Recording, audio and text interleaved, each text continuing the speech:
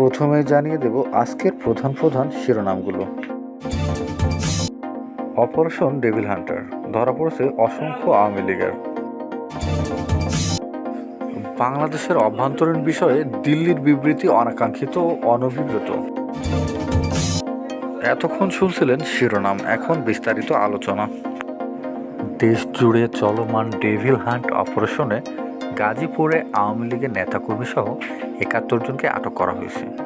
গতকাল শনিবার devil hunt শুরুর পর থেকে আজ রবিবার সকাল পর্যন্ত তাদের আটক করে আইনশৃঙ্খলা বাহিনী।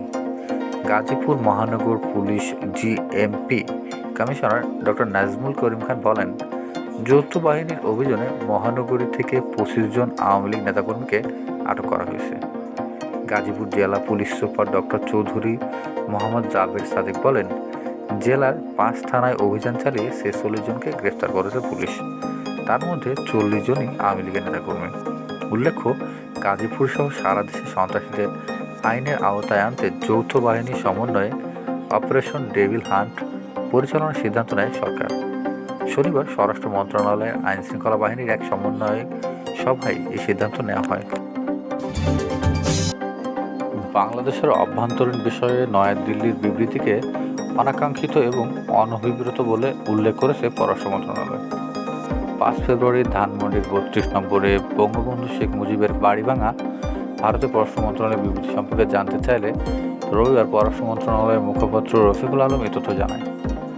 ৬ ফেব্রুয়ারি পররাষ্ট্র মন্ত্রণালয়ের মুখপাত্র রণধীর জয়সওয়াল বলেন, এটা অত্যন্ত দুঃখজনক। বাংলাদেশের জনগণ বীরত্বপূর্ণ প্রতিরোধের প্রতীক শেখ মুজিবুর রহমানের ঐতিহাসিক বাসভবন ৫ ফেব্রুয়ারি ধ্বংস করে দিয়েছে। বাঙালি পরিচয় ও গৌরবকে লালন করা স্বাধীনতা সংগ্রামকে যারা মূল্য দেন, তারা বাংলাদেশের জাতীয় চেতনা এবং বাসস্থানের গুরুত্ব সম্পর্কে সচেতন। এই ভাঙচুরের তীব্র নিন্দা করা উচিত।